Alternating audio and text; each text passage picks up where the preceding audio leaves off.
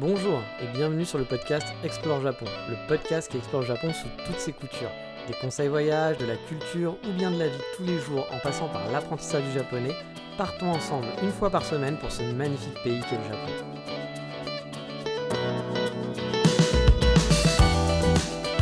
Bonjour à tous, aujourd'hui on va faire dans ce genre d'épisode que vous kiffez, je le sais car certains me l'ont déjà dit, l'épisode avec des galères administratives. Bah oui, je sais, oui, on adore les galères administratives, on adore m'écouter râler.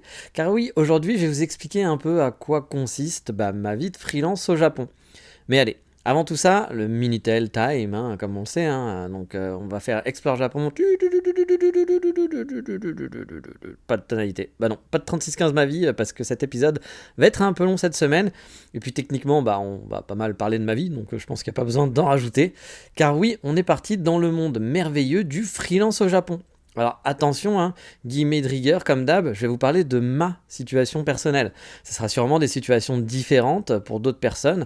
Il y a sûrement des variations de statut, je suis pas du tout un spécialiste. Je vous offre pas le guide complet du freelancer au Japon. Si tu t'abonnes à ma newsletter et je te partage mon livre blanc avec mon expérience, non, je vais juste te partager mon expérience à moi, vraiment très personnelle, et de comment j'ai vécu tout ça. Et ce qui pourrait être vraiment très différent, je pense, par rapport à d'autres personnes, mais ça va vous permettre de mettre un petit contexte si un jour vous décidez, vous aussi, de vous lancer en tant que freelancer au Japon, ou juste parce que vous êtes des gros curieux pervers, bande de gros pervers. Et pour commencer, on va remettre encore justement un petit peu de contexte. Je suis au Japon personnellement avec un working visa, donc j'ai un travail c'est un travail qui n'est pas directement lié à une entreprise japonaise, mais je travaille donc pour une société japonaise, mais pas vraiment, vous le savez, si vous suivez le podcast, je suis en portage salarial, donc je n'ai pas d'interaction avec la société qui m'emploie. Il facture mon client pour moi et me verse un salaire en contrepartie. Donc je suis salarié, mais c'est comme si je ne suis pas vraiment salarié, mais je ne suis pas vraiment en freelance. Vous comprenez un peu le principe. Mais techniquement, pour l'administration, je suis salarié, parce que j'ai une fiche de paie et cette société me paie. Cette société japonaise, donc voilà, j'ai pas d'interaction avec eux, mais ils me filent une file de paie. Mais je dois payer par contre les taxes salariales, normales comme vous, quand vous payez des impôts, mais je paye aussi les taxes patronales, parce que du coup, je suis en mode portage salarial, donc l'entreprise qui m'embauche va pas me faire le cadeau de me dire oui on t'embauche, parce que eux en gros ils ont pas sur la facture qu'ils vont faire à mon autre entreprise au Canada, ils gagnent rien sinon, si moi je récupère le truc, pour eux c'est bidon. Donc eux ils me facturent quelque chose, et en plus, moi j'ai les charges patronales et les charges salariales à payer, ce qui fait beaucoup. J'en avais déjà parlé de ce visa-là, qui peut se faire, donc un visa travail. Pour l'administration japonaise, c'est un visa travail, mais c'est une autre façon d'avoir un visa travail, où c'est vous qui payez finalement. C'est pas la société qui paye pour vous, et puis là vous payez beaucoup, parce que charge salariale, je vous dis, charge patronale, sauf que normalement vous payez pas en tant que salarié, plus je paye le service, donc je dois en plus donner de l'argent à la société pour le service qu'ils me font. Donc du coup, ça coûte cher et c'est vraiment pas donné à tout le monde, mais pour les gens un peu aisés, je pense à, des développeurs web qui gagnent bien leur vie, etc., qui voudraient vivre au Japon, c'est quelque chose de possible par exemple. Et donc moi je le fais, je suis freelance techniquement pour l'autre société canadienne pour laquelle je travaille. J'ai jamais été salarié avec eux, avant j'étais auto-entrepreneur, j'étais freelance, mais là du coup je suis salarié tout en étant quand même freelance, mais techniquement aux yeux des impôts je suis salarié. Bref, vous avez compris, pour faire simple, pour ceux qui ont un peu du mal, pour l'instant je suis considéré au Japon comme un salarié pour mon activité principale. Vous allez entendre des bruits, je suis désolé, mais depuis un mois, j'ai des travaux à côté de chez moi. J'en avais parlé, je crois, dans les épisodes précédents, où ils ont rasé une très belle maison pour faire un parking. Voilà, encore une fois. Moi, je me plains pas pour l'instant, parce que ça fait un peu de bruit, mais pas trop. Mais j'ai une vue maintenant qui est très dégagée, ce qui n'était pas le cas avant, parce que j'avais une maison juste en face de ma terrasse. Là, maintenant, j'ai une grosse vue dégagée, sur des gens qui font du travail du chantier.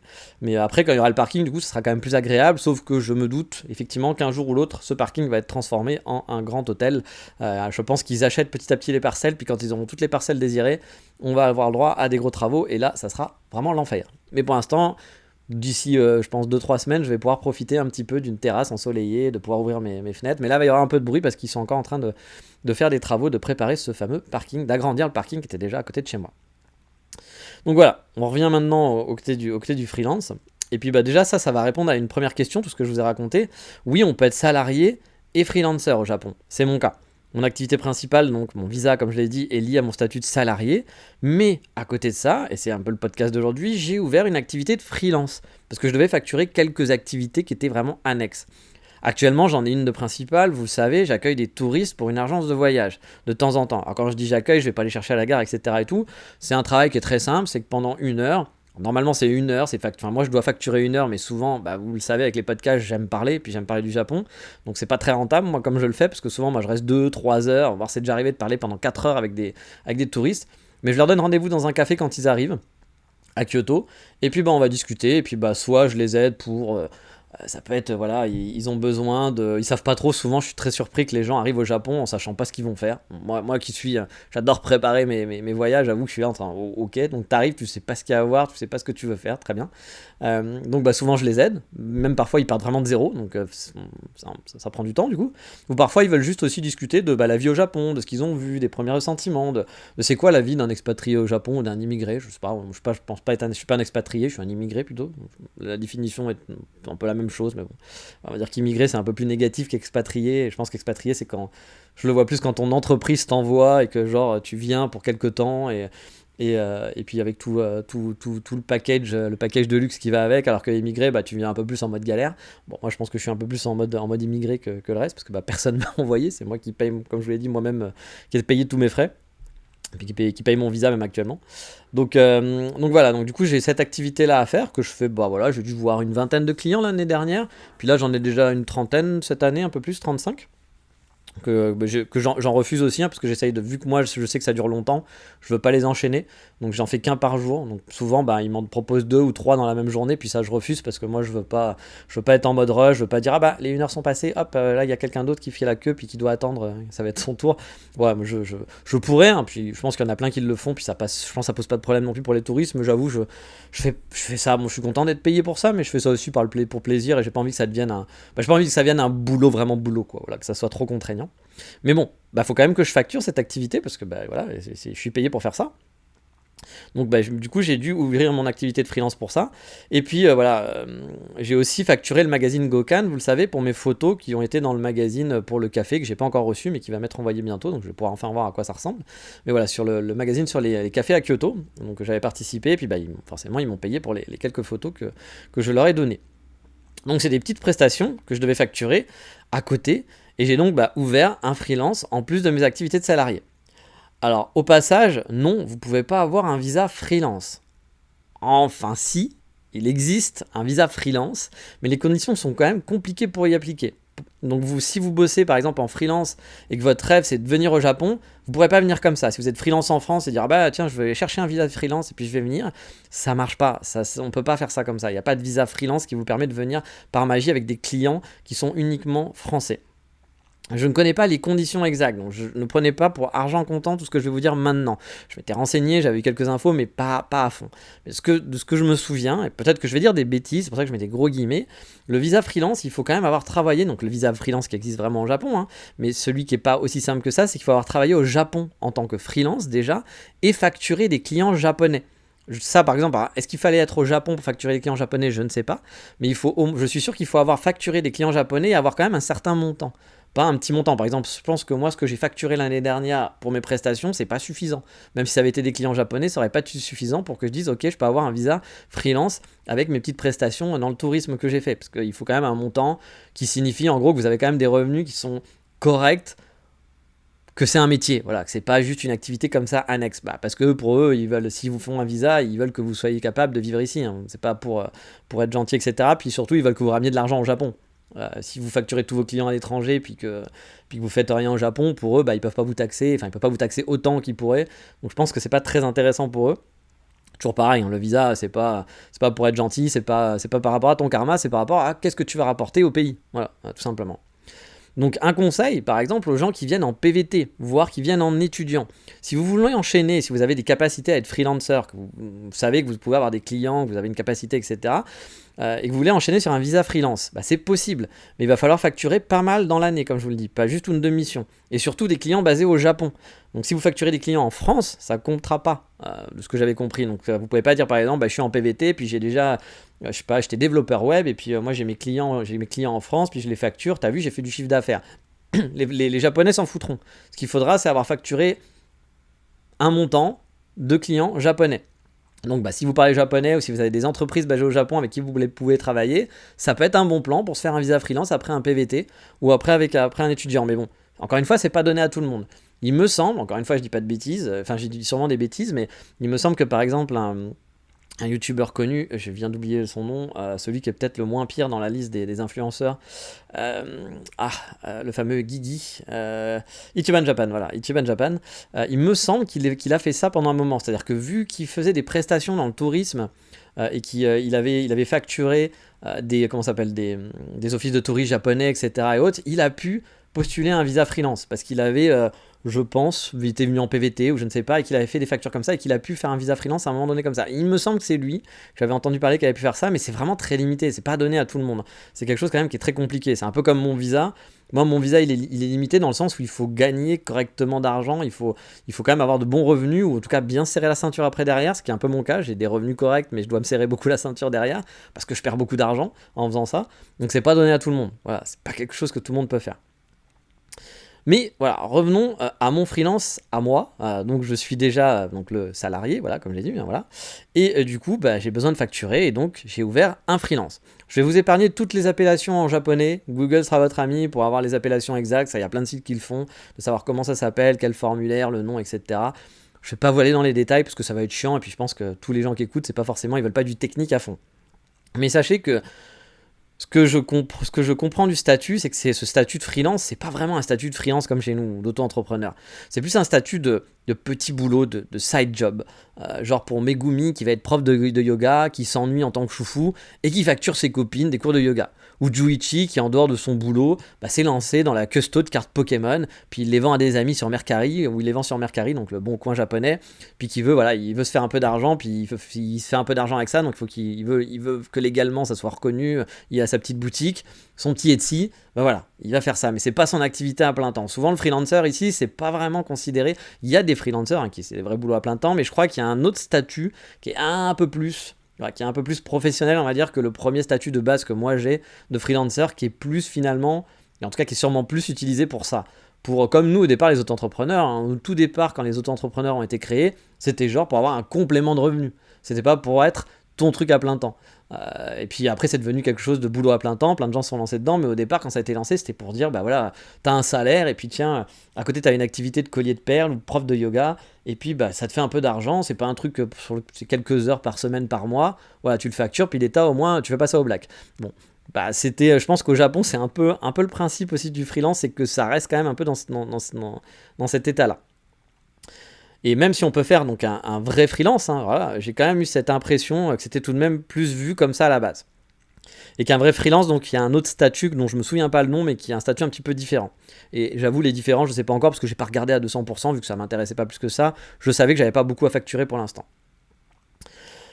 Donc voilà, mais ça c'est aussi, en France on a aussi ce problème-là. Je me rappelle qu'en France, l'auto-entreprise par exemple, si tu as passé un certain chiffre d'affaires, qui n'était pas si haut que ça, donc si tu as une activité principale, voilà, et que tu gagnes beaucoup d'argent avec, ou tu es correct, ça commence à devenir un vrai chiffre d'affaires, il me semblait qu'au bout de 2 ans, tu dois passer et créer une société. Voilà, tu peux plus rester en auto-entrepreneur si pendant 2 ans tu dépasses un certain chiffre d'affaires.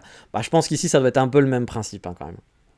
Mais pour le créer, voilà, parce que c'est quand même, au départ, on est en freelance et on veut créer son freelance, c'est pas vraiment compliqué, franchement, ici. C'est même assez déroutant à la base. Il y a un papier à remplir, vraiment un seul, où vous allez marquer vos infos de base, leur nom, prénom, votre numéro My Number, qui est la nouvelle carte d'identité en quelque sorte japonaise. Car vous le savez, les Japonais n'avaient pas de carte d'identité avant, ils avaient des passeports, des cartes de résident liées à la ville où tu habites, il y avait ton permis, mais il n'y avait pas comme nous la fameuse carte d'identité. Et donc il y a un truc qui est arrivé qui s'appelle le My Number. Il y a eu des campagnes à fond pour inciter les Japonais à à s'inscrire, puis ils pouvaient gagner des points, etc.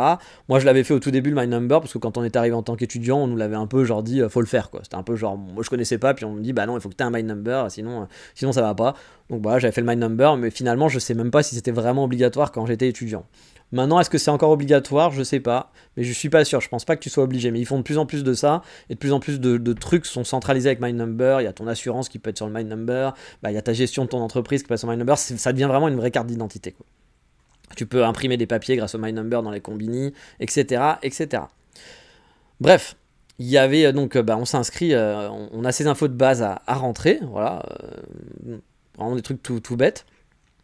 Il me semble qu'il y avait un autre document de mémoire aussi qu'il fallait remplir, où là vous devez demander en fait si vous voulez quel formulaire, si vous voulez un formulaire bleu ou le formulaire blanc quand vous allez déclarer vos impôts. Alors, en gros, vous avez le Easy Mode ou le mode Survivor, voilà, tout simplement. Et vraiment, pour la première inscription, c'est vraiment très basique, hein. Vous devez choisir un nom d'entreprise et dire quelles vont être vos activités. Et je me souviens même que quand j'étais arrivé ça a duré 2 minutes, hein, je suis allé à mon centre d'impôt, quand j'ai filé mon papier, la Megumi qui était là, je lui ai demandé la question, parce que j'avais vu sur internet des gens qui disaient « Ah, faut tout détailler dans les activités, parce qu'après, il faut quand même déclarer ce qu'on fait, donc si on fait une nouvelle activité, vu que moi, c'est un peu du freelance fourre-tout, j'accueille des touristes, mais peut-être que je vais faire des sites internet, peut-être que là j'ai vendu des photos, donc c'est des choses qui sont différentes au niveau de l'activité. » Donc moi j'avais un petit peu détaillé 2-3 trucs, j'avais mis ça, en gros j'avais mis tourisme, j'avais mis guide, photographe, et photographe entre guillemets, hein, je suis pas photographe mais bon j'avais mis ça parce que je devais vendre des photos, et puis freelance, consultant internet, ça veut rien dire, donc c'est très bien. Et donc à la dame je lui ai dit du coup voilà moi j'ai ça, qu'est-ce que je dois mettre en premier, est-ce qu'il y a un truc, puis elle regardait, elle fait choisissez-en un, je fais ah bon parce que j'avais vu qu'il fait le truc, elle fait non mais choisissez-en un, puis c'était genre un peu mais ce que tu veux, on s'en fout, guide c'est bien, voilà mes guides. Ok, donc j'ai l'impression qu'ils n'étaient pas très regardants là-dessus. Bon, après, c'était elle qui fait mal son boulot, mais c'est allé très vite, ça a duré vraiment 5 minutes. Et donc voilà, dans ce formulaire, on vous demande aussi de savoir est-ce que vous voulez le formulaire bleu pour plus tard ou le formulaire blanc. Le formulaire bleu, c'est le formulaire Survivor, et le formulaire blanc, c'est le formulaire Easy Mode. Et le Easy Mode, pourquoi 2 Easy Mode et un Survivor, c'est quoi la différence? J'ai envie de te dire, bon, c'est déjà compliqué le japonais, allons sur le Easy Mode. Mon conseil, c'est non. Pas prendre le Easy Mode, mais de prendre le formulaire bleu. Puis de toute façon, sur internet, vous allez voir toujours le conseil, on va vous dire prends le formulaire bleu, même si c'est compliqué, prends le formulaire bleu. Pourquoi? Parce que c'est celui qui va vous permettre de déduire certaines dépenses. Alors que le formulaire blanc, lui, il vous permet pas. Il vous permet juste de déclarer de façon très simple, très simple entre guillemets, vos impôts, sans avoir en fait tout le côté dire tiens je voudrais déclarer par exemple dans votre entreprise, vous travaillez chez vous, vous voulez déclarer votre électricité, vous avez acheté un ordinateur pour travailler, vous pouvez le déclarer donc comme en France, hein, du coup avoir des genres de réduction d'impôts. Et à savoir que vous ne pouvez pas switcher de l'un à l'autre le jour de la déclaration par exemple. Il faut prévenir en avance qu'on veut utiliser le formulaire bleu ou le formulaire blanc X mois à l'avance. Je ne sais plus si c'est 2, 3, 4 mois à l'avance, mais en gros il faut faire ça avant les dates butoirs pour déclarer ses impôts. Donc le premier conseil, c'est de remplir la demande du Blue Form quand vous allez ouvrir votre freelance. Ils vont pas vous donner quelque chose pour autant, c'est juste vous dites pour les impôts, moi je vais les déclarer avec le formulaire bleu. Une fois les papiers remplis, il faut vous rendre à votre tax office, comme je vous l'ai dit, votre tax office center, au centre des impôts le plus proche de chez vous, et vous donner ce papier, et puis vous amenez votre carte My Number, et puis voilà, c'est torché en 5 minutes, on vous demande pas grand chose, on vous dit juste bonne journée, easy, je l'avais dit, c'est vraiment super simple. Gardez donc en tête, on peut ouvrir un freelance au Japon même si on est étranger aussi. On peut le faire aussi même si on est salarié, ce qui est mon cas. Je suis étranger et je suis salarié et j'ai pu ouvrir une activité de freelance. Je m'étais renseigné quand même avant et on m'a pas dit ah non attention, t'es freelance, t'es salarié donc tu peux pas faire les deux en même temps parce qu'il y a certains pays, certaines règles où tu peux par exemple pas être salarié et freelance, ou peut-être quand t'es étranger, si t'es déjà salarié, on va te dire bah non mec, tu vas pas être freelance à côté parce que c'est un peu louche, etc. Mais là, il n'y a pas de problème. Ensuite, moi un peu naïvement, j'attendais qu'on m'envoie un document de confirmation avec genre bienvenue dans le monde des freelances au Japon, ouh, et avec ton numéro de société. Vous savez, quand vous êtes freelance en France, on vous file un numéro ciré par exemple, ou sirène, je sais jamais la différence entre le ciré et le sirène. Enfin, je sais que c'est le même, mais qu'il y en a un qui a un code en plus pour où il y a votre domiciliation et l'autre il n'y a pas la domiciliation de où est votre bureau en gros, et qui représente donc votre société et donc sa domiciliation.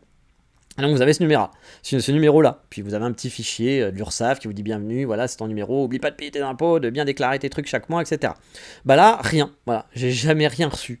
Du coup je me suis inquiété un peu le jour où j'ai dû faire ma première facture, parce que je voulais marquer mon numéro de société, mais du coup j'avais pas de numéro de société, donc j'étais là, qu'est-ce que je dois rentrer, je vais pas juste mettre mon nom, c'est bizarre, partout quand il y a des trucs comme ça, t'as un numéro d'identifiant. Et puis j'ai cru que pendant un moment qu'il fallait entrer son My Number du coup, en me disant c'est peut-être ça mon identifiant vu que je suis freelance, que c'est à mon nom, il me considère comme une personne morale, et donc du coup il faut que je donne mon numéro d'identité quoi. Mais votre ID My Number, ce numéro, c'est un numéro qui est confidentiel, que vous ne devez pas communiquer à un tiers. Donc Donc, j'ai fait quoi? J'ai demandé l'appel à un gami et j'ai appelé Garou l'intermittent, celui qui chantait « Et puis que tu as pris la mer ». Voilà, c'est pour ceux qui connaissent le sketch d'appeler Garou l'intermittent. C'est un vieux sketch de Gad Elmaleh et de je ne sais plus qui pour qui veut gagner de l'argent en masse, que je vous conseille de regarder, qui est très rigolo ce sketch. Enfin, j'ai pu appeler donc un vrai ami à moi qui est full freelance à Fukuoka, je vous ai déjà parlé de lui, et qui m'a dit non, pas de numéro d'ID ici, on s'en bat les steaks. Voilà. Première grosse surprise pour moi, donc voilà, ouvrir un freelance, c'est vraiment, comme je dis, easy, et c'est vraiment à la bonne franquette. D'où le côté, comme je vous avais dit, pour Megumi, prof de yoga avec ses copines à la maison, quoi. Parce qu'en gros, ça prend 5 minutes, t'as 3 champs à remplir, et puis t'as rien derrière. Après, c'est vas-y, fais ta vie, débrouille-toi, on s'en branle. Donc voilà, du coup, c'était un peu en mode genre, ok, très bien. Moi, je te dis, j'étais un peu surpris, parce que je me disais, c'est quand même pas très cadré. Les Japonais qui peuvent être parfois très cadrés, là, tu te dis, bon, ça a l'air d'être assez freestyle, quoi. Et puis ensuite, vient le moment des premières factures. Là aussi, rien de compliqué, surtout si vous avez déjà été freelance, en France par exemple. Ça marche à peu près de la même façon, j'ai l'impression. Les factures, vous mettez les mêmes informations, sauf votre numéro de société, parce que vous en avez pas. Mais sinon, c'est le même combat, avec les mêmes informations obligatoires. Et là, j'ai oublié de vous parler un truc important. Parce que vous ouvrez une activité, vous allez devoir facturer, on va devoir vous payer. Et du coup, il faut une banque, voilà. Car oui, si vous le souhaitez, vous pouvez utiliser aussi votre compte en banque personnel. Il n'y a pas d'obligation. Vous n'avez pas besoin d'avoir un compte spécifique, d'un compte professionnel au Japon quand vous êtes freelance pour votre activité. Mais je vais rajouter quand même un gros mais. M-A-I-S, parce qu'il est écrit en gros dans mon speech. Donc c'est un gros mais.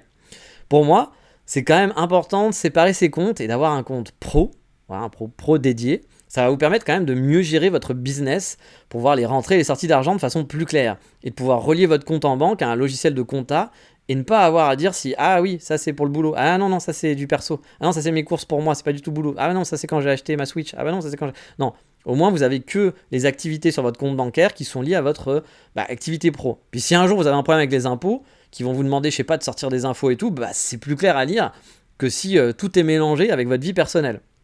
Donc pour ma part, j'ai pas ouvert un nouveau compte en blanc, mais j'ai cleané un ancien compte qui me saoulait. Voilà, qui me saoulait depuis longtemps. C'est le premier compte que j'avais ouvert quand j'étais arrivé au Japon, ma fameuse SMBC Prestia. Je voulais déjà vous en parler. Le premier compte en banque que j'ai ouvert ici en arrivant cette année. C'est pas vraiment mon premier compte en banque, parce que mon premier compte en banque, j'ai ouvert en 2018 à la Shinsei Bank, que j'ai toujours, mais qui est semi-clôturé. Parce que en fait, je l'avais pas clôturé. Je crois que je dois avoir 12 € dessus, un truc comme ça. Mais ils m'ont envoyé des informations à mon adresse, puis c'est revenu chez eux, donc ils ont clôturé ma carte de retrait, parce que j'avais pas vraiment une carte en banque, c'était juste une carte de retrait d'argent, et que je pouvais déposer de l'argent. Je me demande si je pouvais même me retirer. Non, si je pense que je pouvais le retirer, mais c'était une carte de dépôt, en tout cas, je pouvais déposer de l'argent. J'avais ouvert ce compte à l'époque juste pour pouvoir payer mon loyer qui voulait que je fasse un virement. Voilà, tout simplement. Et je suis jamais allé le fermer. Et puis je vous ai déjà parlé, si vous êtes des fans du podcast, vous savez que c'est mon moment le plus awkward du Japon, quand j'avais dû ouvrir mon compte en banque tout seul, dans une banque qui parlait pas du tout anglais, où je suis resté 2 heures et qu'à la fin je savais pas ce que j'avais fait, je savais pas si ça avait marché, je savais pas si j'avais donné mon âme au diable, j'étais au courant de rien. Et c'est la seule fois où en sortant du Japon, enfin la seule fois au Japon où pendant 2 minutes, quand je suis sorti de là, je me suis dit je veux rentrer, je veux prendre un avion, je veux rentrer chez moi, quoi. Je comprends rien, je veux pas y arriver, c'est trop compliqué, quoi. C'est la seule fois de ma vie où ça m'est vraiment arrivé ici. Ce sentiment-là de dire j'ai envie de rentrer, voilà, c'était vraiment la seule fois que ça m'est arrivé. Mais bon, ce compte je l'ai toujours, c'est mon premier compte, mais là non, j'ai utilisé mon premier compte, enfin mon nouveau compte que j'ai ouvert quand je suis arrivé ici au Japon, parce que je savais que j'allais recevoir un salaire, que là je devais vivre vraiment à la japonaise, quoi, donc j'allais pas me passer d'un compte en banque. Autant on peut se débrouiller avec une N26, comme je vous l'ai déjà dit, moi en tant qu'étudiant je payais tout avec la N26, ma N26 européenne, j'avais aucun souci, ça posait pas de problème. Mais là, vu que je devais recevoir un salaire japonais, etc. Bon, puis on sait aussi que pour ouvrir des trucs, les cartes européennes, ça marche pas toujours. Si vous n'avez pas des cartes japonaises, ils vont vous faire chier parfois dans certains services. Donc, il me fallait un compte en banque. Donc, j'avais ouvert cette SMBC Prestia parce que, beaucoup de gens disaient que c'était bien quand tu étais gaijin. Il y avait le compte en anglais, blabla, pour transférer de l'argent à l'étranger, c'était bien aussi, blablabla. Et donc ce compte il me saoulait parce qu'il n'était pas pratique, il n'était pas accepté parfois en paiement dans des magasins au Japon, parfois pas en ligne non plus, voilà, il n'était pas accepté dans plein d'endroits, et que je pouvais pas le lier non plus à mon compte avec mon Apple Watch, c'était pas lié, Apple n'acceptait pas cette banque-là, ou à mon compte PayPay, qui est un paiement japonais, une appli de paiement qui est acceptée à peu près partout au Japon, mais il faut le relier à un compte en banque pour pouvoir faire du topping, et ma banque elle n'était pas acceptée. Bref, un compte relou, qui a tout de même un avantage, c'est que le site est en anglais et ils ont du personnel qui parle anglais dans leur banque. Donc c'est quand même aussi, c'est un côté positif. Mais ils ont une option aussi correcte pour le multidevise, comme je vous l'ai dit.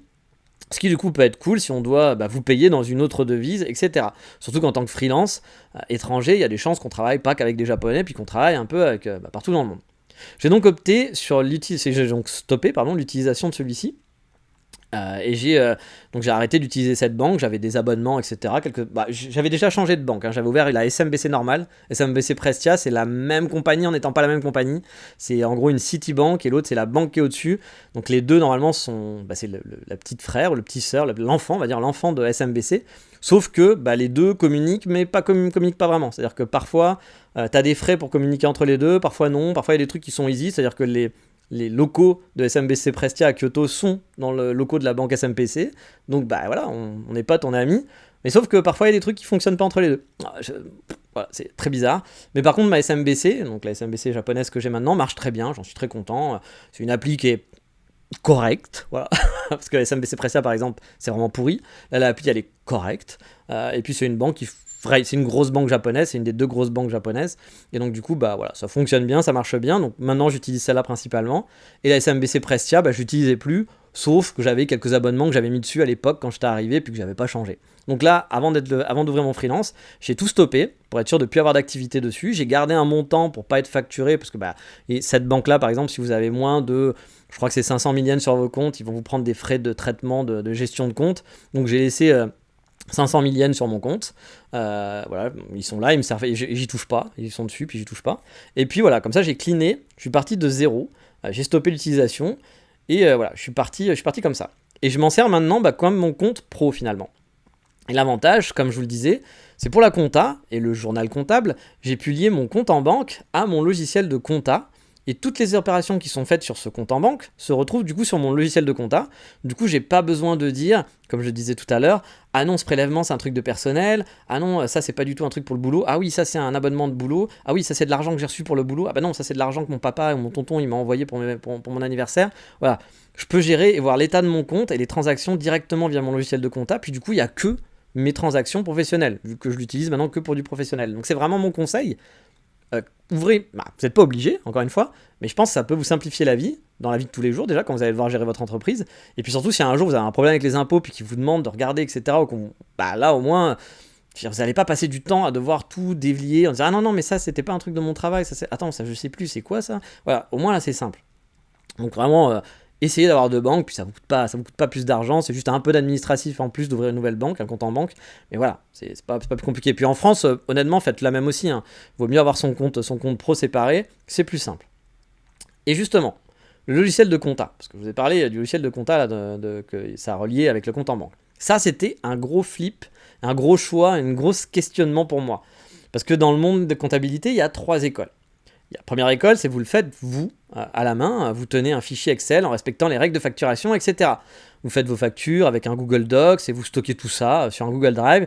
Et puis le jour de vos impôts, vous devez tout rentrer à la main sur leur site pourri, qui est un vieux site encore pire que les nôtres, où il y a plein de cases un peu à l'ancienne et tout, et qui est vraiment dégueulasse. Un site à la japonaise, quoi. Ça, c'est l'étape, vous pouvez faire ça, c'est l'étape basique. La deuxième école, on va dire, c'est le logiciel de compta pour gaijin. Pas forcément spécialisé au Japon, il y aura peut-être des petits trucs qui vont bloquer parce que vous n'allez pas avoir le chiffre yen, vous ne pouvez pas avoir écrit en japonais. Par exemple, un nom de client japonais en kanji, il rentrera peut-être pas parce que le logiciel de facturation, il gère pas ça, par exemple. Il peut y avoir des petites merdes comme ça, mais au moins, il est en anglais ou en français. Ça va vous faciliter la compta et la facturation, vous allez tout gérer dans ce logiciel-là, puis ça va faire des trucs propres, des factures propres, vous allez là aussi peut-être pouvoir relier votre compte en banque aussi dessus. Alors les comptes en banque japonais, je sais pas, ça j'ai jamais essayé, mais vous pourriez peut-être relier, en tout cas faire votre gestion de compta facilement comme ça. Et l'avantage surtout, c'est que c'est dans votre langue, avec des outils qui vont être quand même automatisés et faire le suivi là aussi de votre comptabilité. Mais bon, l'inconvénient, comme je vous dis, il n'y aura pas d'automatisation, ça c'est sûr, avec les impôts au Japon. Vous n'allez pas pouvoir automatiser, il va falloir faire comme pour l'autre, rentrer tout à la main sur le site pourri, vieux pourri du site d'impôts japonais. Et puis parfois, comme je vous le dis, il y a des caractères japonais ou autres qui vont pas passer, il va y avoir des petites frictions qui vont être un peu emmerdants.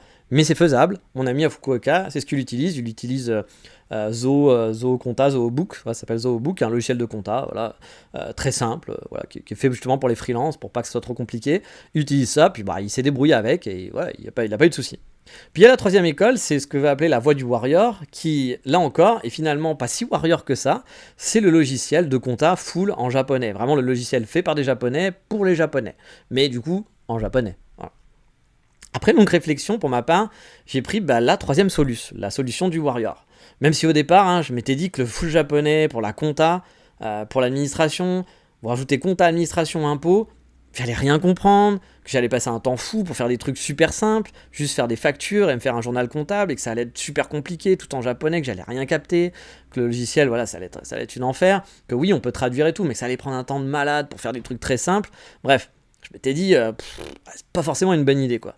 Mais en regardant à droite à gauche, j'ai finalement opté pour cette solution en utilisant un logiciel, le logiciel même phare, je pense, pour les comptas ici, qui s'appelle Free, avec plein d'E. Bon, il n'y a pas plein d'E, en fait, il y a 3 E, donc c'est Free. Voilà. Peut-être que j'ai dit un E en trop, mais il y a F-R-E-E-E. Et bien, pourquoi j'ai fait ça finalement? Parce que je suis maso? Non, pas pour ça. Finalement, vu qu'ils ont une app voilà, pour téléphone et pour desktop, on peut traduire assez facilement via Google Translate sur desktop. Vous savez, il y a un petit outil, vous êtes dans Chrome, puis vous pouvez traduire automatiquement les infos. Et même s'il faut l'avouer, il y a une partie de leur app en desktop qui est genre en mode site web, et le reste c'est une genre d'application qui est appelée dans le site web. Du coup, c'est pas du web natif. Du coup, Google, il peut pas traduire ce qu'il y a dans l'app. Il va pas vous proposer l'outil pour pouvoir traduire en direct dans votre navigateur certaines parties de l'application. Celles qui sont en web natif, ça va, mais dès que c'est une application qui est appelée à l'intérieur, il est pas capable de le faire. Mais du coup, c'est pas si grave que ça. Parce que vous pouvez quand même sélectionner facilement les textes. Vous savez, parfois il y a des apps où on peut pas sélectionner, on peut pas copier-coller. Du coup, c'est super relou. Et bon, si ça avait été ça, franchement, ça aurait été l'enfer. Mais là, on peut sélectionner tous les textes, etc. Donc ça prend un peu de temps. Ça va pas faire une traduction automatique de toute la page. Mais vous pouvez traduire étape par étape. Et du coup, via Google Translate, vous faites copier, puis vous allez sur un onglet Google Translate, coller, puis voilà, vous avez votre traduction. Du coup, ça fonctionne.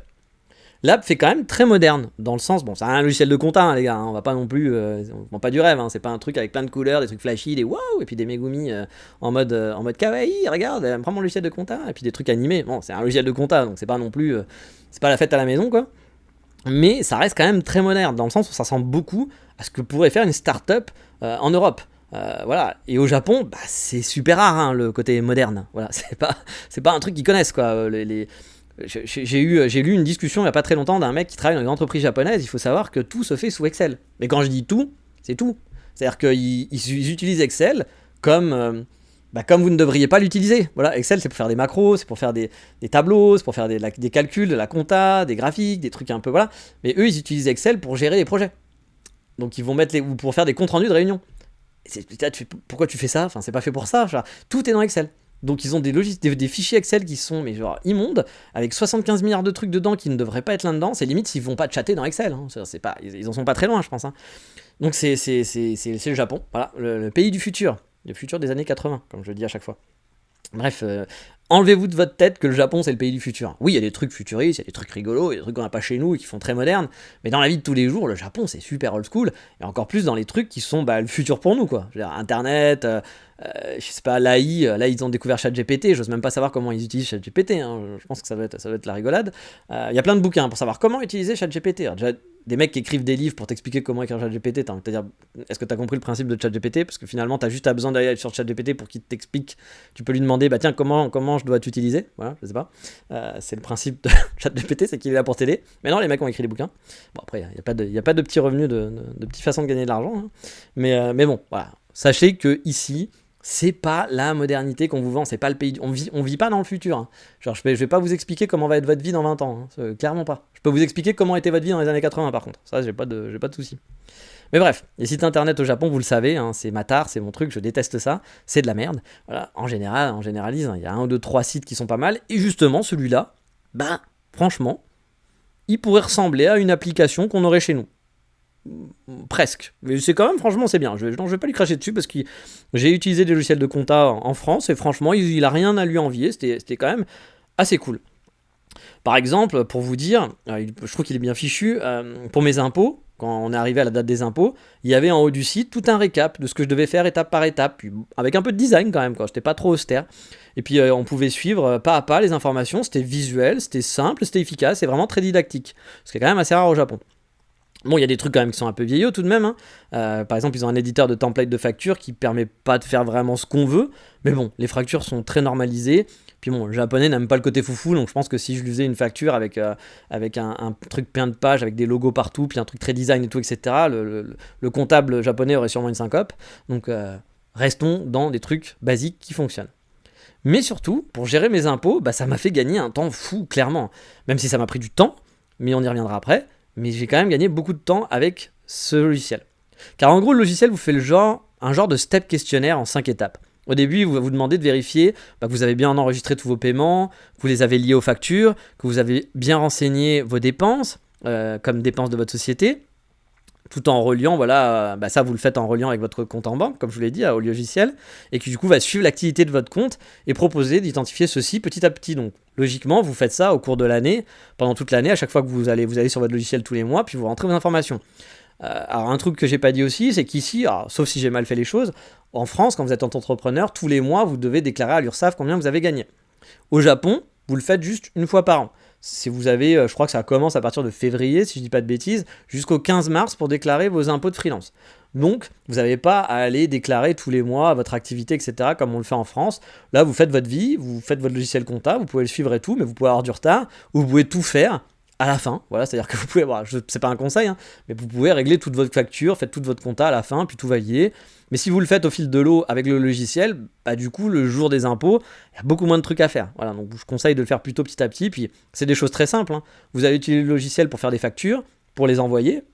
Il va les stocker, vous suivez les statuts dans le logiciel. Donc par exemple, quand la facture est envoyée, vous le passez en envoyé. Quand la facture a été validée, vous le passez en validé. Quand la personne vous a payé, vous passez la facture en paiement. Et puis là, du coup, sur le compte, il va vous dire j'ai vu que tu avais reçu tant d'argent, est-ce que tu veux le relier à une facture? Tu vas dire, oui, ça c'est la facture numéro machin. Donc il vous fait votre journal comptable très facilement comme ça. Et donc, l'avantage de logiciel free aussi, c'est qu'il va envoyer tout pour vous. Il va s'occuper de vous envoyer, vous n'allez pas avoir besoin d'aller sur le site des impôts pourris, où vous allez avoir plein... Imaginez un vieux formulaire dégueulasse, hein. Le Japon adore les vieux formulaires dégueulasses avec 75 milliards de cases, où tu comprends rien, qui sont des cases limitées, c'est vraiment mal foutu. Le site des impôts, c'est ça, c'est un formulaire papier. Les vieux formulaires des impôts qu'on avait avant, encore plus dégueulasses chez nous en papier, ils le reproduisent sur internet, quoi. En gros, tu vas remplir les mêmes cases, c'est le même design, il n'y a rien de didactique, il n'y a rien de genre tiens, on est sur internet, on pourrait te faire des trucs étape par étape pour que tu comprennes. Non, c'est vraiment à l'ancienne, quoi. C'est le Japon de l'an 80, quoi. Mais maintenant. Donc du coup, voilà, l'avantage c'est que là, quand tu vas faire sur Free, lui il va tout envoyer, puis toi tu vas tout faire sur Free en fait finalement, et puis toi du coup tu n'iras pas sur le site des impôts, donc tu n'auras pas ce mauvais côté de rien comprendre, et puis genre c'est compliqué à remplir.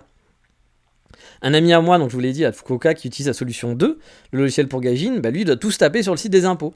Il doit rentrer son journal, toutes les factures, etc. Et ce qu'il a à déduire. Et le site des impôts japonais, comme je vous l'ai dit, c'est pas funky. Et là, c'est Free qui s'occupe de faire tout ça. Bon, bien sûr, vous allez devoir rentrer les informations aussi dans Free, hein, mais c'est beaucoup plus intuitif. Il y a par exemple dans l'étape 1, vous faites une récap de vos infos personnelles, donc il a déjà toutes les infos qu'il a sur vous, il les a déjà mises, puis vous devez juste compléter les infos que vous n'aviez pas mis ou alors qui manquent. Par exemple, j'ai dû rentrer mon My Number parce que je ne l'avais pas mis quand je m'étais inscrit à Free la première fois. Mais voilà, il y a quelques infos à vérifier, etc. C'est des informations personnelles et des informations de votre société. L'étape 2, qui est un peu plus complexe, mais pas vraiment, c'est remplir les informations des dépenses & co. Là, Free récupère déjà le journal, donc votre journal comptable, que vous avez fait au cours de l'année. Donc il va juste vous dire de vérifier que les informations sont bonnes, que vous avez bien noté toutes les rentrées d'argent, que vous les avez bien liées aux bonnes factures, que les sorties d'argent c'est bien ça, etc. Puis il va vous poser une série de questions simples, avec des explications là aussi qui sont simples. Sans doute, hein, il y a quand même, faut traduire avec le japonais, plus il y a le monde de la compta qui parfois, ou l'administratif qui est un peu des questions, vous dites qu'est-ce qu'il veut dire là-dessus, mais franchement c'est quand même très didactique je trouve. Vous allez répondre à chaque fois par oui ou par non, tout simplement. Et si vous répondez oui, vous pourrez déplier une petite zone pour entrer les informations précises qui vont être liées à cette question. Les questions sont là en gros pour savoir si vous avez quelqu'un à charge par exemple. Si vous êtes marié puis que votre Megumi ne travaille pas, vous pouvez déduire. Donc là ils vont vous demander, si vous dites non, vous passez à la question suivante. Puis si vous dites oui, sûrement qu'ils vont vous poser des questions en disant c'est quoi le nom de ta Megumi, elle s'appelle comment, elle est née quand, c'est quoi son My Number, elle n'a pas de revenus, oui, non, etc. Voilà, truc classique quoi. Il va vous demander si vous payez déjà une assurance, si vous avez payé la taxe de la ville, si vous avez une activité de salarié. Et ce point-là, moi, me faisait peur. Parce que je me doutais que ça allait être compliqué de rentrer mes infos salariés. Parce que je suis salarié, puis je paye déjà mes impôts en tant que salarié. Là, j'ai rien à faire, c'est ma société qui s'en occupe. C'est comme en France, tous les mois, c'est prélevé. Et puis, voilà. Puis moi, la société, après, ils m'envoie un récap, et puis c'est fini en fin d'année. Puis le récap, je comprends rien, parce qu'il y a plein de chiffres, il y a plein de termes techniques que je connais pas, qui sont en plus en japonais. Donc, je sais juste, puis j'ai rien à payer en plus, ou parfois même, pour l'instant, ce qui m'est arrivé sur les 2 ans, c'est souvent que j'ai payé un peu trop, et du coup, qu'ils m'ont fait une petite déduction. Mais voilà, il y a rien de. La déduction, je la vois dans mon salaire finalement. Directement, en fin d'année, j'ai un petit plus sur mon salaire qui, les impôts que j'ai payés en trop, quoi.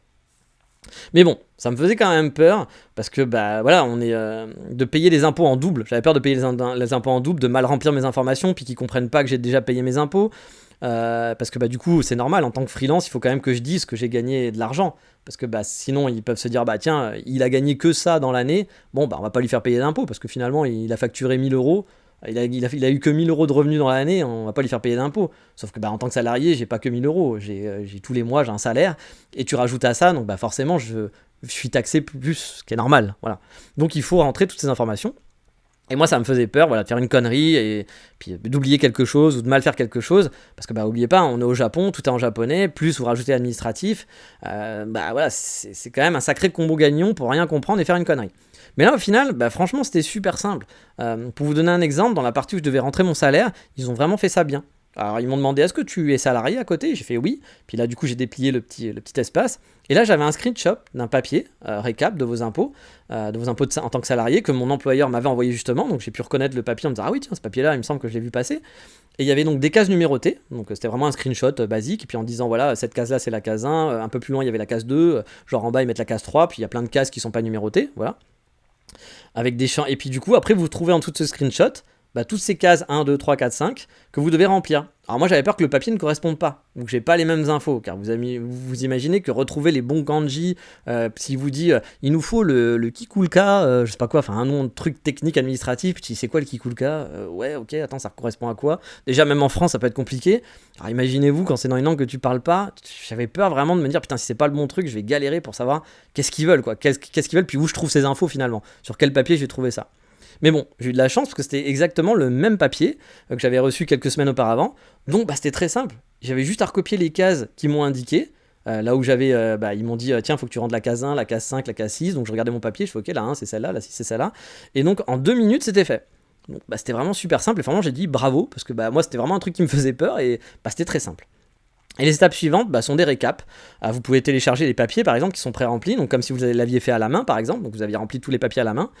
Vous pouvez, avant de les télécharger, vous pouvez les vérifier, voire les modifier directement. Donc, plutôt de repasser par le questionnaire, vous pouvez regarder le papier puis dire attends, là c'est pas le bon chiffre, ou ah mince, attends, je me suis trompé. Donc, tu peux changer le formulaire en PDF.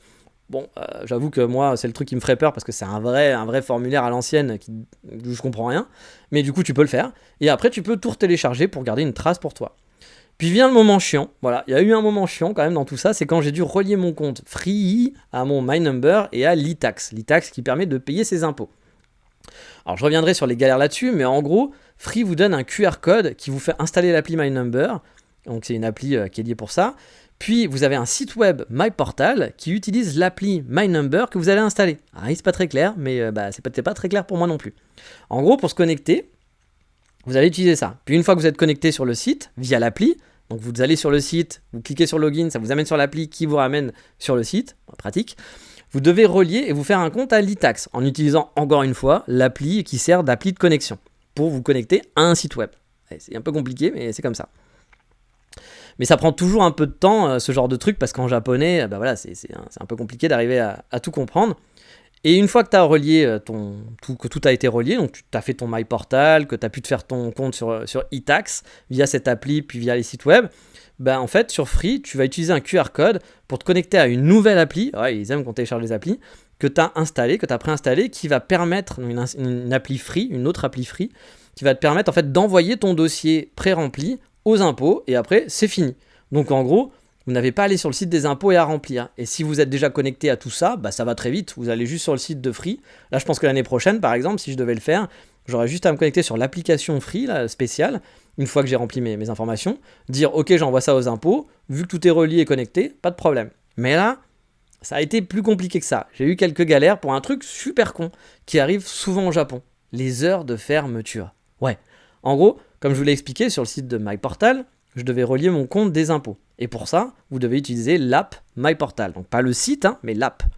qui vous permet de vous connecter ensuite au site. C'est un peu con, mais c'est comme ça que ça marche. Cette app, en gros, elle sert à taper un mot de passe et scanner via une puce NFC votre carte My Number. C'est pour ça qu'il y a une app et qu'on ne se connecte pas directement sur le site, je suppose. Sauf que, étrangement, quand sur le site, je cliquais sur Login, j'avais un message comme quoi j'avais pas l'app d'installer, qu'il fallait que je la réinstalle, qu'il la voyait pas. Car c'est censé ouvrir l'app quand tu cliques sur Login. Et je l'ai fait, mais rien, toujours message d'erreur, j'ai désinstallé, etc. Toujours ça, donc je comprends pas. Donc j'ai tenté quand même d'ouvrir l'app par moi-même, je suis pas con, je me suis dit je vais essayer comme ça, et de me connecter. Et en retournant sur le site, au miracle, ça marche, j'étais connecté. Alors je me suis dit, bon bah chouette, c'est cool, ça fonctionne. Ça m'a pris un peu de temps pour comprendre ça, mais ok, ça fonctionne. Je continue mon parcours du coup, et comme je vous l'avais dit, il fallait que je fasse un compte sur l'e-tax maintenant, via le site MyPortal. Et donc la première chose qu'on vous demande quand vous allez sur l'onglet e-tax pour vous faire sur le site MyPortal pour vous faire un compte, il vous dit il faut que tu te connectes. Je suis déjà connecté. Ah non, mais il faut que tu te connectes. Bon, ok, je vais me connecter.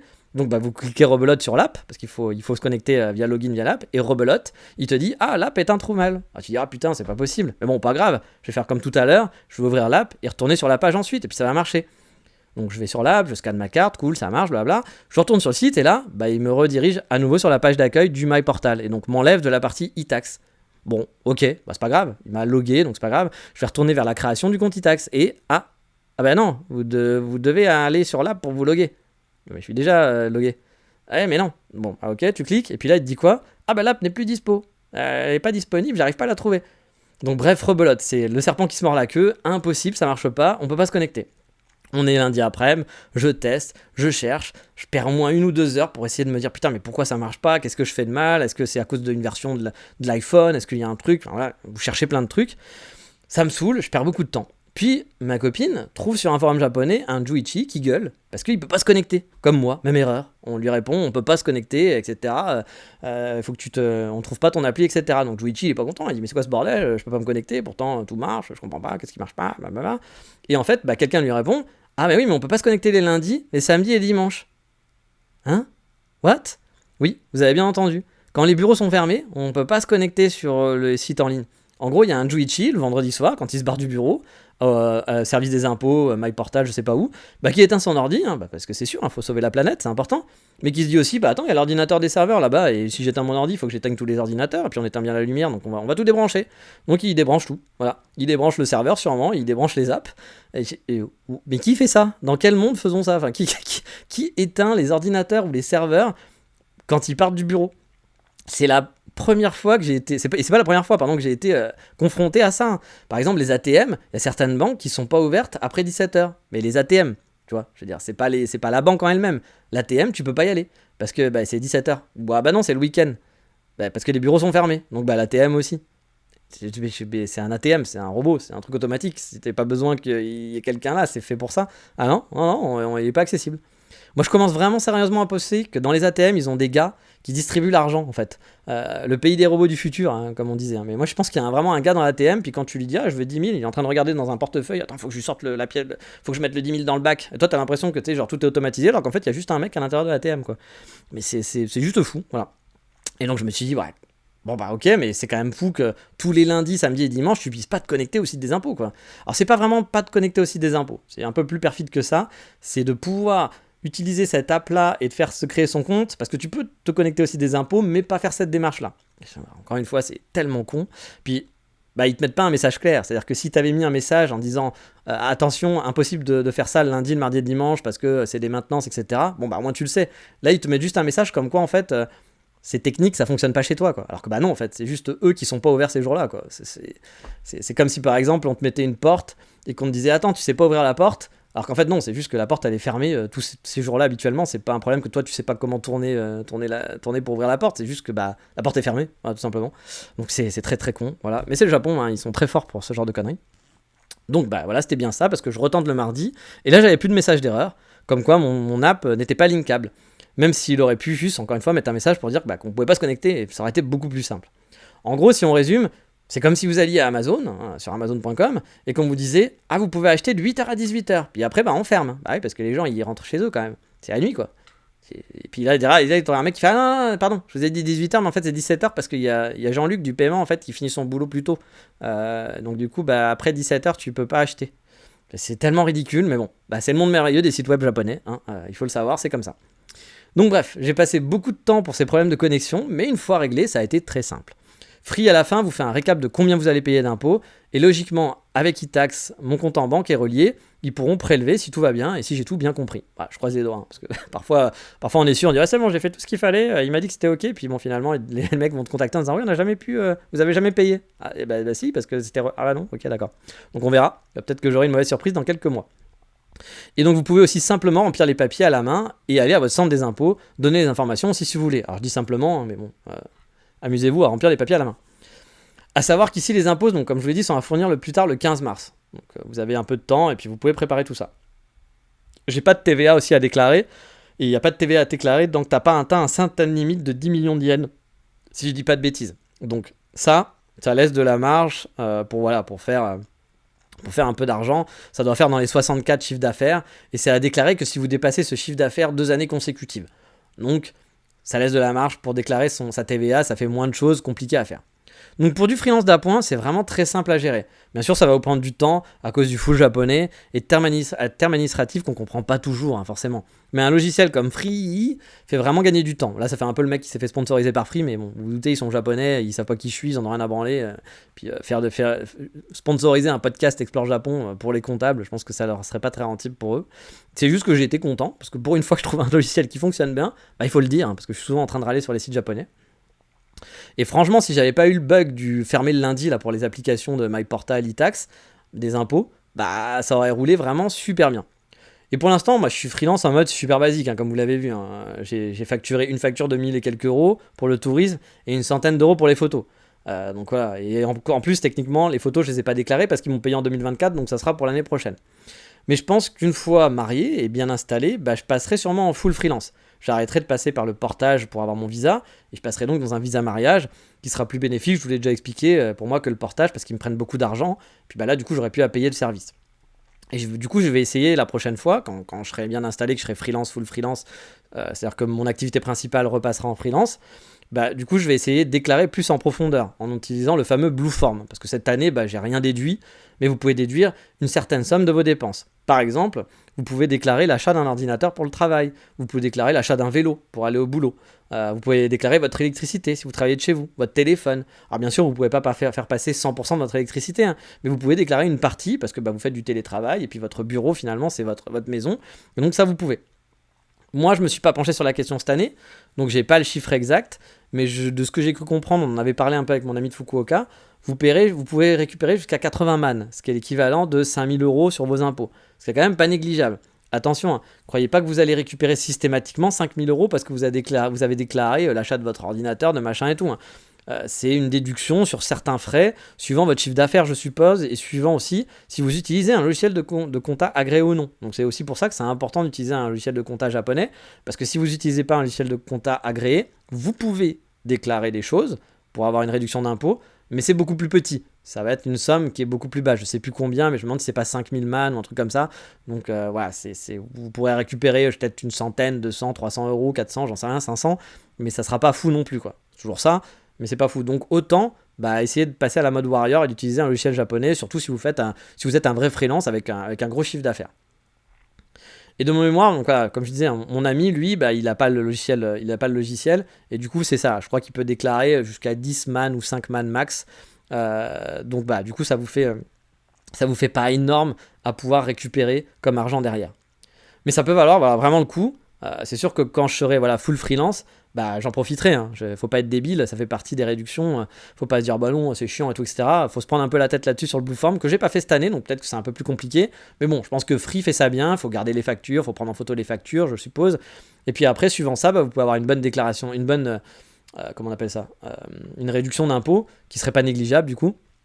On va pas cracher dessus, encore une fois. Hein. Là, vous savez, par exemple, c'est ce qui m'a permis de venir avec le portage, c'est que mon entreprise paye le loyer, moi je leur paye le loyer, c'est-à-dire qu'ils me prennent l'argent après sur mon compte, ils me prennent mon argent pour le loyer, mais ceux qui payent le loyer directement, ce qui me permet de baisser en fait mes impôts, mes charges, après au final, mes impôts globaux. Donc du coup c'est un peu une amélioration fiscale que j'ai fait, c'est légal, hein, mais c'est une amélioration fiscale qui permet en gros quand votre employeur paye votre logement, vous du coup votre brut il est plus bas, parce qu'après lui il prend l'argent, et c'est pas compté dans les taxes. Donc du coup c'est tout bénef pour moi. Ça m'a permis de, par exemple, sur mon logement, je pense que j'économise, sur un logement à 900 euros, je pense que ça me fait réduire de 400 euros les taxes. Donc, c'est pas négligeable, mais bon, à côté de ça, je paye 900 euros la société tous les mois pour le service. Donc, bon, bah, voilà, ça me fait gagner de l'argent, mais c'est pas comme si je gagnais vraiment 400 euros. Hein. C'est juste que j'en perds pas autant. Voilà ce qu'on va dire. J'en perds pas autant. Mais voilà, là, c'est aussi, c'est des choses que vous pouvez faire. Alors, peut-être pas faire pour le logement, mais vous pouvez déduire plusieurs choses, et puis bah, du coup, ça peut faire un petit bonus qui n'est pas négligeable et qu'il faut faire, je pense, surtout quand c'est votre activité principale, c'est quand même important de le faire. Autre chose à savoir, si la compta, ça vous fait peur, si vous dites, ah non, mais moi, je veux pas faire tout ça, etc., ou si vous avez vraiment une entreprise avec un très gros chiffre d'affaires, donc déjà, je pense que le freelance, doit y avoir une limite quand même de chiffre d'affaires, comme pour la France, vous devez sûrement passer après au moment d'une société, puis il y a sûrement d'autres avantages en étant une société, si vous avez un chiffre d'affaires qui est plus grand, mais là j'avoue je me suis pas penché sur la question, mais vous pouvez prendre un comptable aussi, hein. Il y a des comptables avec des comptables qui parlent anglais, qui parlent japonais, puis qui va vous faire vos impôts, vous allez devoir le payer, c'est sûr, mais comme ça vous avez l'esprit tranquille, puis peut-être que lui il arrivera aussi à trouver, si vous prenez un bon comptable, hein, il est censé trouver justement de bonnes optimisations pour vous faire gagner de l'argent, pour payer moins d'impôts, etc. Donc ça peut aussi valoir le coup, a priori, c'est une option qu'il faut pas mettre de côté, qui peut être bien. Moi j'ai préféré le faire moi-même pour l'instant, parce que surtout, comme vous l'avez vu, hein, j'ai déclaré 1000 et quelques euros, donc ça m'aurait coûté plus cher de prendre un comptable, je pense. Je pense que le comptable m'aurait pris au moins 500 euros ou je sais pas combien, donc bon, finalement, je n'aurais pas gagné grand-chose, mais quand vous commencez à avoir un vrai chiffre d'affaires, c'est un service qui peut valoir le coup pour ça, puis ça vous évite d'avoir plein de problèmes, puis sûrement de gagner de l'argent. Donc voilà pour le côté freelance, encore une fois c'est mon freelance, qui est un freelance qui est très basique pour l'instant, sûrement que l'année prochaine, ou je sais pas encore si l'année prochaine j'aurai eu le temps d'être vraiment full freelance, mais quand je deviendrai full freelance et puis que j'aurai quelques années d'expérience dedans, je pourrais vous refaire des émissions pour vous dire tiens le Blueform ça marche comme ça, qu'est-ce qui se passe, sûrement des trucs qui vont m'arriver que j'ai pas prévu, donc il y aura sûrement, on reparlera du freelance parce que à terme, a priori, je vais être full freelance, voilà, je vais clairement être full freelance, je vais pas créer ma société non plus, même si c'est un peu une société à votre nom, mais je vais pas créer une vraie société pour l'instant, parce que je pense que j'ai pas assez de revenus pour ça, mais voilà, ça va me permettre de faire ça, puis ça va vous permettre de faire un complément, et c'est pas si compliqué que ça, je trouve que c'est moins compliqué qu'en France, en tout cas pour faire du complément, la création, ça va très vite, les impôts, c'est comme chez nous, c'est pas si compliqué, mais surtout il n'y a pas besoin de le faire tous les mois, etc., et puis après, pour la facturation, c'est de la même façon, c'est à peu près les mêmes règles. Avoir un compte en banque, bref, il n'y a rien qui pour l'instant diffère de fou. Enfin, c'est pas foufou les différences. Et ça se fait quand même assez easy. Donc, si vous vivez au Japon, si vous êtes salarié ou autre, même en étant étudiant, hein, je suis pas sûr qu'en tant qu'étudiant on peut être freelance, mais je pense quand même. Je suis pas sûr à 200%. Je sais qu'on peut travailler, mais je suppose que c'est du baito. Je sais pas si vous n'avez pas besoin d'ouvrir un freelance, je pense, quand vous êtes étudiant. Mais voilà, ça vous permet quand même d'avoir des activités puis de facturer de façon annexe. Et c'est franchement pas si compliqué que ça. Il y a eu des emmerdes, il y a des galères, il y a des stress, il y a le japonais, hein, il y a le fait que c'est du langage administratif, même en France, quand vous remplissez vos impôts, parfois vous comprenez pas tout. Bon, là, il y a ça y est aussi ici. Puis en plus, vous rajoutez le japonais, donc c'est de la friction. Mais honnêtement, dans l'ensemble, je trouve que c'était pas si compliqué que ça. J'ai eu les moments là de connexion qui m'ont bien saoulé, mais pour le reste, ça s'est plutôt bien passé. Et puis pour terminer ce podcast, je voulais faire un petit peu de promo, j'en fais pas souvent, mais il y a une chaîne qui s'appelle Musubi, une chaîne YouTube avec Angelo d'Osaka, je vous ai déjà parlé, qui faisait les Japon Safari. Bon, il travaille plus maintenant pour les Japon Safari, il est à son compte, mais il continue de faire guide, et il a lancé une chaîne vidéo qui est plutôt intéressante. C'est pas un influenceur, il fait pas des vidéos influenceurs, des vidéos putaclic ou des vidéos vraiment tourisme Japon, trucs basiques on va dire. Il essaye de faire des vidéos plus de fond, un peu recherchées. On aime, on n'aime pas après les sujets, mais voilà, il y a du travail derrière. J'en avais jamais trop parlé parce que j'aime bien la chaîne, mais je la trouvais pas non plus, il n'y a pas un truc exceptionnel. Mais là, je trouve qu'il a fait un vrai gros boulot de vidéo sur la sortie de Final Fantasy. Le Final Fantasy VII, je crois, là, qui a été ressorti. Moi, je suis pas du tout un fan de Final Fantasy, j'ai jamais joué pour vous dire. Ne me lancez pas des petits cailloux. Mais voilà, il a fait une vidéo et il a fait vraiment une très belle vidéo qui est très recherchée. Il y a beaucoup de travail de fond, il y a aussi beaucoup de travail visuel. Et c'est une vidéo qui se laisse vraiment bien regarder, qui est vraiment un beau travail. Puis je pense qu'il faut encourager les gens qui font plus que Japamania ou des trucs comme ça, les mecs qui se font pas chier, qui se filment avec leurs vidéos où ça bouge dans tous les sens, où tu vois que sa gueule, où il va filmer des petites écolières japonaises, où il va te prendre des vidéos qui sont même pas à lui pour te sortir de la merde sans réfléchir, ou les Louis San qui racontent de la merde à longueur de journée dans ses vidéos. Je sais que vous kiffez ces trucs comme ça, les Louis San et tout, et j'arrive à le comprendre. Je peux comprendre parce qu'il fait pas que de la merde non plus. Mais honnêtement, buvez pas ses paroles comme buvez pas les miennes, comme je vous le dis. Hein. Moi, c'est vraiment mon avis personnel et je vous invite vraiment à chaque fois à recouper vos informations, puis pas vous baser sur tout ce que je dis, parce que c'est mon ressenti. Puis je dis de la merde, je dis des conneries aussi parfois parce que je me trompe. Donc voilà, faut prendre ça en compte. Mais voilà, je vois souvent des gens qui boivent les paroles des influenceurs et franchement, il faut pas. Louis San raconte beaucoup de conneries. Les 2-3 fois où j'ai regardé ses vidéos, t'es là, il y a des trucs qu'il raconte qui sont vrais, hein. Mais il y a plein de trucs où il te raconte comme genre le mec était genre philosophe du Japon qui connaissait super bien le Japon alors qu'il te dit des merdes mais sans nom, enfin des trucs qui n'ont aucun sens et t'as envie de dire mais mec comment tu peux dire ça quoi. Mais bon, voilà, c'est ce qui marche, c'est ce qui fonctionne, c'est ce que les gens veulent, donc ils ont raison, ils font de l'argent et puis tant mieux, c'est pas des gens idiots hein, mais ils ont compris le business, donc tant mieux pour eux. Mais surtout, voilà, ce que je voulais dire, c'est que c'est bien aussi de mettre en lumière des gens qui vont peut-être un peu plus travailler, qui c'est peut-être moins, ça donne moins envie, voilà, regardez comme ça, parce que c'est plus compliqué, c'est plus long, c'est des sujets un peu plus sérieux, ou des sujets qui sont plus pointus. Mais au moins, il y a du travail, il y a un vrai travail derrière, et puis c'est pas genre je me suis filmé 5 minutes, qui est un peu la génération TikTok du moment. Hein. Quand j'ai vu, on m'a montré une influenceuse maquillage qui facture, je crois, 7 000 € pour faire une vidéo TikTok de 1 minute ou 2 minutes. Et j'ai regardé le contenu de ce qu'elle faisait, son travail. C'est-à-dire que j'y connais rien en maquillage, donc peut-être qu'elle donne des bons conseils et tout, mais j'ai regardé qu'est-ce que c'était ces vidéos. Mais vraiment, il n'y a aucun travail. Elle s'est filmée genre avec à la main. Et tu vois qu'elle n'a pas travaillé derrière son contenu, qu'elle fait un peu à l'arrache. Quoi. Il n'y a pas de boulot, voilà, moi mon podcast par exemple, même si c'est pas pro, je travaille pendant 1 heure, j'écris mon podcast. Là tu vois qu'il n'y a pas de travail du tout derrière, que c'est vraiment genre, ouais les filles, ouais parce que... et puis bon, c'est filmé n'importe comment, et 7 000 € pour faire ça. Alors oui, il y a des gens qui la suivent, les gens l'adorent, bah tant mieux, elle a raison, mais moi ça me rend un peu triste de me dire que ces gens-là font du contenu qualitatif qui est vraiment très mauvais, mais qui est simple et qu'on peut... c'est, vous savez, la fameuse phrase de TF1, la télé pour les cons, enfin je sais plus ce que c'était exactement la phrase, mais qu'en gros, c'était le temps de cerveau disponible, c'est exactement ça, hein. Tous les TikTokers, les influenceurs, etc., c'est ce que vous critiquiez avant sur TF1, en disant « Ah, ils nous font de la merde et on nous prend pour des cons », et tous les contenus, enfin beaucoup de contenus d'influenceurs, pour moi, c'est même pire que TF1 qui mettait quand même un peu les moyens. Là, les gens ne se font vraiment pas chier, ils font des trucs qui sont totalement pourris, puis nous on regarde, on swipe, on continue, et puis on like, on commente. Et c'est un peu triste, tant mieux pour eux, c'est bien, tant mieux pour ces gens-là, ils en profitent, ils ont raison, mais du coup il y a des gens qui font du vrai travail, par exemple pas moi, mon podcast je considère pas que c'est un travail de pro, je vais pas dans... c'est vraiment mon avis personnel, c'est mon ressenti, je vais pas faire des recherches, je vais pas à la bibliothèque chercher des informations, chercher des trucs, donc je me considérerais pas comme un travail de pro. Mais voilà, il y a des gens qui font vraiment du travail de fond, ils ont pris du temps pour faire ça, puis souvent ça passe à la trappe et je trouve ça dommage. Donc si vous avez l'occasion, allez voir Musubi, parce que franchement, moi le sujet m'intéressait pas, et j'ai trouvé vraiment le FF Final Fantasy, j'en ai rien à branler, et j'ai trouvé que vraiment son travail était vraiment super bien fait, puis j'ai regardé la vidéo en entier, j'ai trouvé ça cool. Voilà, donc je voulais un peu pousser le truc, parce que je pense que ça mérite, et petits coups de pouce comme ça. J'y gagne rien, je pense qu'il gagnera pas grand chose parce que je suis pas non plus. Je pense que si Louis San le fait, il va gagner plein de followers. Si moi le fais, ça fera que quelques personnes qui vont le voir. Mais bon, ça sera toujours ça de prix. Puis il y a peut-être certaines personnes d'entre vous qui seront contentes d'avoir découvert cette vidéo parce que franchement, elle est sympa, elle est bien. Donc je vous invite à aller voir Musubi, donc Musubi, sur sa chaîne YouTube. Vous allez voir, c'est plutôt chouette. Et puis il a d'autres vidéos sur d'autres sujets. Moi, il y avait certains sujets que j'avais trouvé marrants, comme un stade de baseball par exemple. Qui maintenant c'est des maisons témoins, alors qu'avant le stade de baseball était juste un stade de baseball où on jouait, puis qui avait été un peu à l'abandon, et puis maintenant c'est des maisons témoins à l'intérieur du stade de baseball. Voilà, c'est rigolo que je connaissais pas sur Osaka. Donc il y a des petits trucs comme ça qui sont marrants, et puis je vous dis, c'est des articles un peu plus de fond, qui sont moins vendeurs, ou pas voyage, etc. Pas lifestyle non plus, mais qui peuvent être intéressants. Donc voilà, on a fini là-dessus cette semaine, et justement, la semaine prochaine, je vous parle d'influenceurs. C'est vrai que parfois je suis un peu négatif sur les influenceurs, mais c'est vrai que je vois tellement de trucs, je regarde pas trop ces contenus, puis ça m'intéresse pas, mais forcément, ils m'arrivent à la tête régulièrement. Puis souvent, moi, je vois des trucs et je dis, mais c'est pas possible. Puis je vois le nombre de likes et le nombre de gens qui commentent. Et justement, la prochaine fois, moi, il y en a il y a un trending topic, on va dire, qui m'a énervé, c'est le fait qu'à Kyoto, il y a trop de touristes. Alors la réponse c'est oui, c'est vrai, à Kyoto il y a trop de touristes, mais comme je voyais comment c'était traité par des gens qui venaient 2 jours en vacances, ou même des gens qui habitaient au Japon, qui viennent 2 jours en vacances, qui font tous les spots touristiques de base, et puis qui vont dire « Ah bah c'est l'horreur !»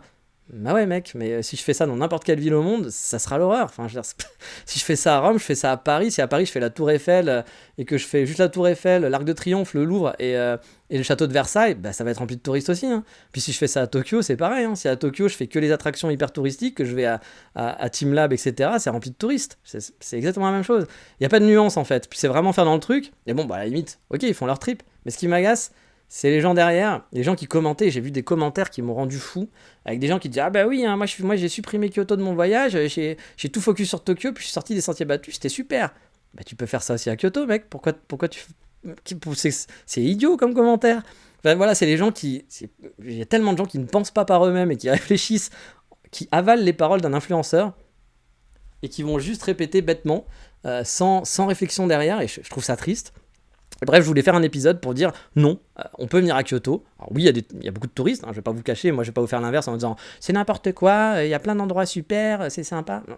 Bien sûr qu'il y a plein de mauvais côtés et que oui, il y a beaucoup de touristes, il y a un tourisme de masse qui est énorme à Kyoto, mais il y a un gros mais, et pour moi, c'est idiot de supprimer son voyage à Kyoto, de supprimer Kyoto dans son parcours, parce que Tev, parce que Louis-san, parce que Super Princesse du désert 56 Kyoto Sakura vous a dit ah c'est pourri, regarde, puis qui a fait une vidéo, il y avait plein de monde au Kyomizudera.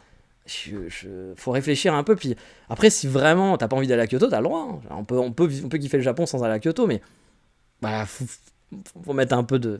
essayons d'être un peu intelligent 2 minutes, voilà. Essayons de supprimer la génération Cyril Hanouna, où on réfléchit pas beaucoup, puis on boit les paroles de gens qui vous vendent des trucs faciles à comprendre, et ça m'énerve. Voilà, franchement, ça m'énerve, vous le savez. Et donc, je ferai un épisode spécial, pas spécial, mais juste pour revenir justement là-dessus. Il y aura aussi beaucoup de 3615 ma vie, du coup, parce qu'on va pas parler de Kyoto de ce sujet-là, ça mérite pas d'en parler pendant 1 heure. Mais il y aura un peu de 3615 ma vie, puis j'ai pas mal de trucs à vous raconter, de trucs rigolos. Mais voilà, c'était pour revenir un peu, pour vous faire une idée, puis que vous ayez un peu plus de billes, pour savoir si oui, vous voulez aller à Kyoto ou pas. Parce que peut-être que ça vous conviendra pas à Kyoto, parce qu'il y a des mauvais côtés à Kyoto. Mais il y en a aussi des bons. Et c'est pas genre juste un petit peu, faut pas aller gratter vraiment super loin pour trouver les bons côtés. Mais on en reparlera tout ça dans le prochain épisode, c'est pas le thème de cet épisode. Donc voilà, j'espère que le côté freelance, le côté administratif qui peut être un peu chiant mais qui est toujours un petit peu marrant, vous a plu, puis ça pourra peut-être servir à certains qui veulent se lancer dans le freelance un jour au Japon. Et sur ce, comme d'habitude, qu'est-ce qu'on dit dans ces moments-là, hein? Eh ben on dit quoi? On dit ne zappez pas. Non, c'est pas ça. Ciao, bye bye, matane.